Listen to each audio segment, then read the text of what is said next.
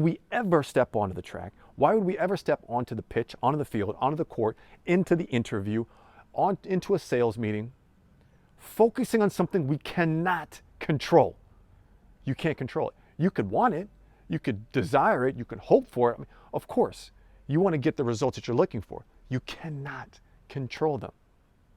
What you can control is putting yourself in position to become, and this is key here, to become the person capable of landing that sale, the person capable of getting the job in that interview, of getting the raise, to become the person capable of winning an Olympic medal.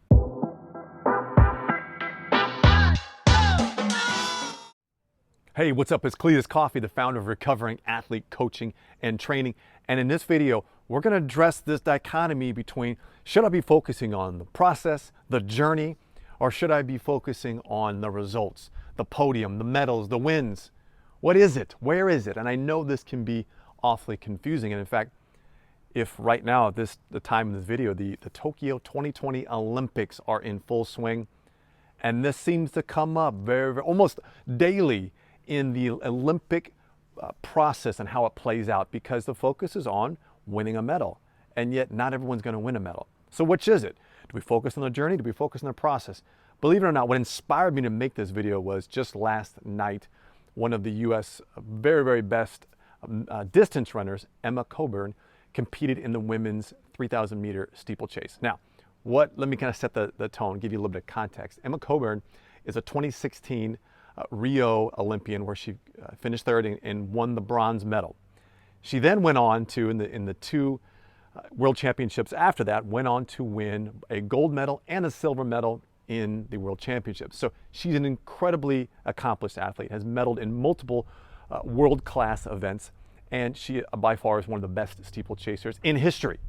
Now, understand, she went into the Tokyo Olympics as one of the favorites, and I know in her mind, and it is played out in the media afterwards, she definitely felt that she was going to be on the podium. So what happens? She gets into the race. It's not her day. Have you been there before? It's just, for whatever reason, you just didn't have it. And she didn't have it. You could tell for about halfway through the race, she was falling off the lead. Ultimately, she probably had a lot of negative self-talk going on towards the end of the race, and she hit one of the final barriers, tripped and fell outside of the track and was disqualified. Afterwards, Emma goes into the media room afterwards, and as you can imagine, she's horribly upset, and she is heartbroken by her Olympic dreams, which took 5 years to get there, were crushed. Now, let me share with you some of the things that Emma said in her news conference afterwards. Understand, I'm not here to judge Emma. This has nothing to do, and if you're watching this, Emma, I really hope you get a chance to see this, because I would love to connect and work with you in some capacity, because there's some things here that comes out in her post-race speech that are things that so many of us have said, have thought about, have gone through, that sports tease up for us, when in fact it's not true. And we need to rewire this thinking. But it's a paradigm that's been formed from a very early age. So I bet Emma learned a lot of these things from a very early age, and that's why it came out in her post-race comments.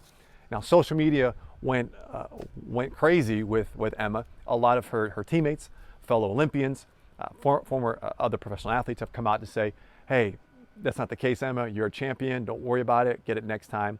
Which, for someone who just had their Olympic dreams crushed, probably doesn't matter much. I totally understand. However, here are some of the things that she said, and I'm highlighting these things. I took different nuggets from it to help you understand in this training here why we want to rewire our thinking here. So she went on to say this: my race was terrible. She definitely felt it was terrible. She says, for me, it's all about the results. And in fact, this was the headline of multiple articles in the news afterwards, where she says, for me, it's about the results. Hold on. She says, the journey is important, right, or the process, but when you suck, that's not part of the journey. Okay, I'm going to come back to that one. And ultimately, she says, I need to do better. She repeatedly said, both in social media and in the news, that she sucked, she failed, she was embarrassed, heartbroken. Now again, all those things are true. They're absolutely 100% true for her. That's the way she feels. You can't judge it. That's how she feels. Now, let's rewind for a second, because sports does something very, very challenging for us. Sports, since you and I were very little, taught us that it's about the results. It's about the podium. It's about the scoreboard. Think about it. Anytime you came home from a particular race or a game, you walk in the door, what do your parents say? What do your grandparents say? What do your friends say? What's the first question they ask you after a game? Yeah. Did you win? About the results. There was no focus on how did you play, what type of effort you went on, what type of things did you work through, what did you learn through the game. It's just, did you win, did you lose? It's all about the results. So that was embedded and ingrained in our mindset from a very early on. So that paradigm was formed, that to communicate how the game went, it has to be results based. What we know is there's a lot that goes into sports at any age, especially at an Olympic level. Emma was very, very clear that her journey involved a lot of her supporters, and they all put time and effort and energy into it, and she feels as if she failed them, failed herself, failed her country. It's a lot of weight to put on your shoulders. However, when you go into a particular scenario, in her case, she went into a race, an Olympic final, but it could be for you. You walk into a sales meeting, you walk into a job interview, you walk into a meeting where you're discussing your performance, and you want to walk out with the job. You want to walk out with the raise. You want to walk out with the sale.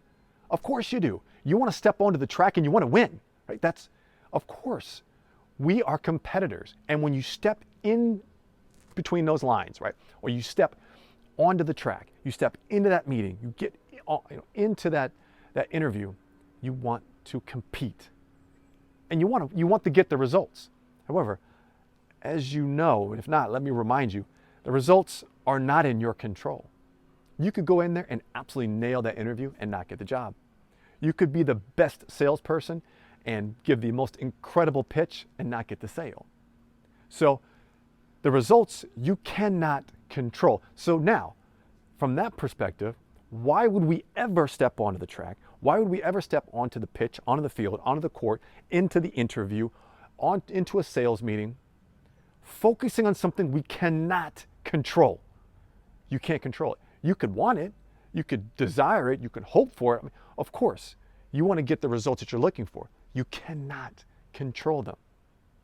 What you can control is putting yourself in position to become, and this is key here, to become the person capable of landing that sale, the person capable of getting the job in that interview, of getting the raise, to become the person capable of winning an Olympic medal.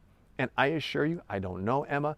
I don't know much about, I follow track and field pretty much throughout the year, so I kind of have a sense of what her training looks like and so forth, just from what I see on social media and in the media. But I don't know Emma. But I'm willing to bet she put herself in position to be capable of winning an Olympic medal. No doubt. She can't control the results. So what I'm focused on is a couple of things that stood out for me. She said, when you suck like this, it's not part of the journey.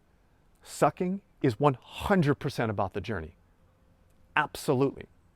And I know she's frustrated and a lot of emotions, and maybe if she and I were able to sit down and talk through this, she may gain a greater understanding of this. But absolutely, think about it. Think of anyone that's done anything of true significance in this world, has sucked at one point in their life. They have failed.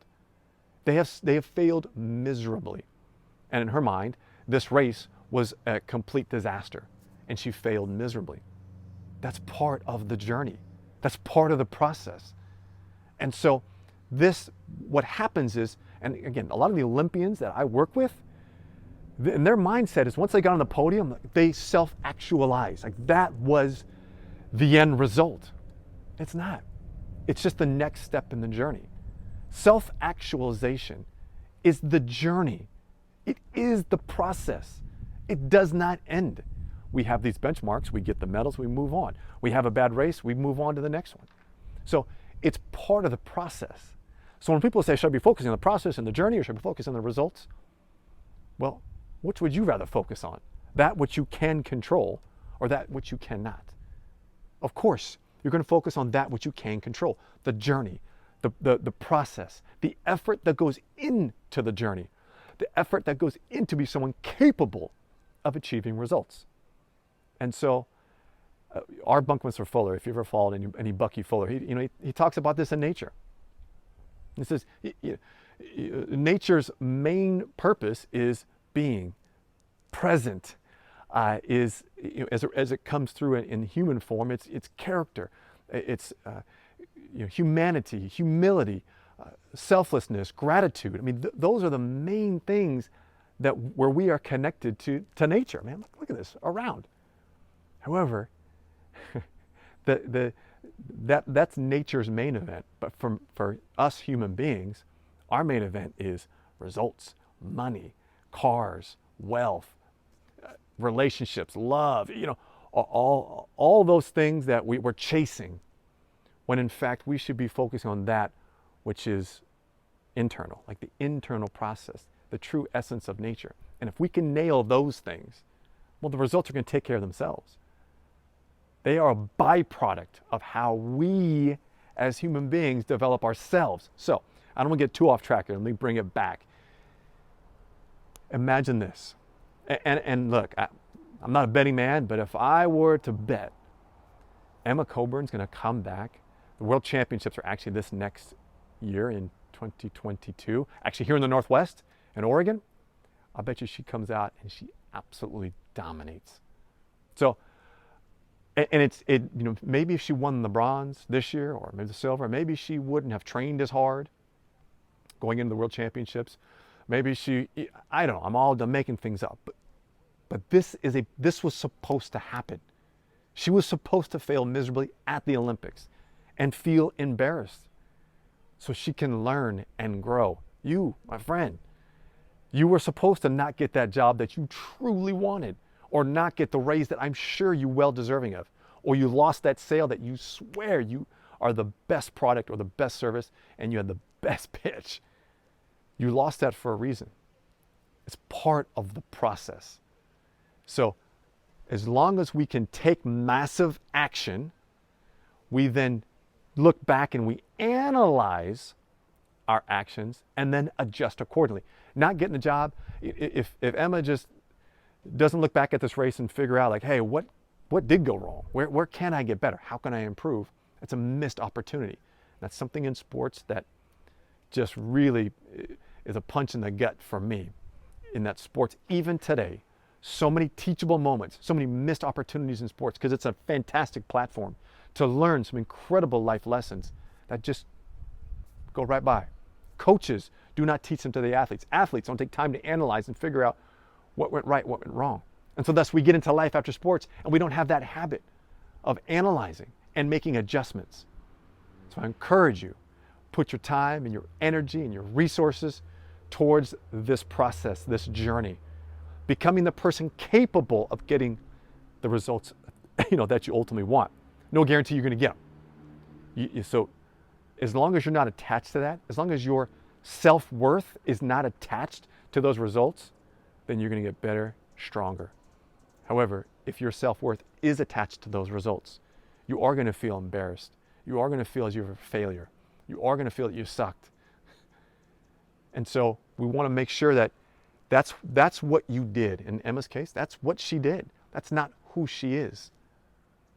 And so it's a real fine line here that many of us athletes really didn't see the disconnection. We saw our performance in sports as a reflection of who we are as people, as human beings. This is not the case. It was a race. It's what you did. It's not a reflection on your training. It's not a reflection on what you're capable of. It's not a reflection of who you are. You had a bad race. It's part of the process. So Emma, my friend, I hope you get a chance to analyze this race, analyze what you did and what you did well. Like getting back up and finishing the race.